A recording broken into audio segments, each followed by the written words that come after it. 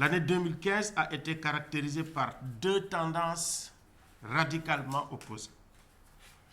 D'une part, un nombre d'exécutions recensées par Amnesty International hors Chine qui a augmenté de près de 50%, je dirais même plus, par rapport à 2014, en raison essentiellement des hausses constatées en Arabie Saoudite, en Iran et au Pakistan.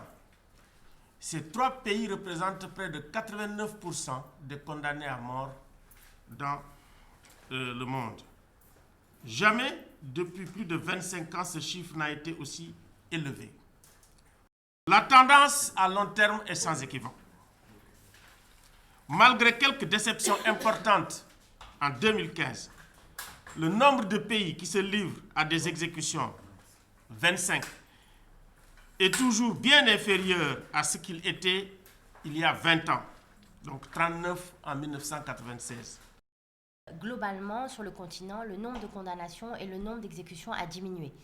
Mais des pays qui n'exécutaient plus, aujourd'hui ont repris les exécutions, et des pays qui n'avaient plus prononcé de condamnation à mort depuis longtemps ont repris et prononcent un grand nombre de condamnations à mort.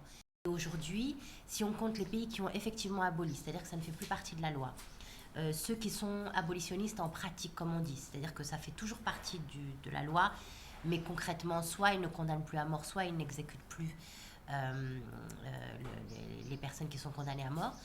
Au final, on se retrouve avec, sur le continent africain en tout cas, seuls 15 pays qui sont véritablement non abolitionnistes.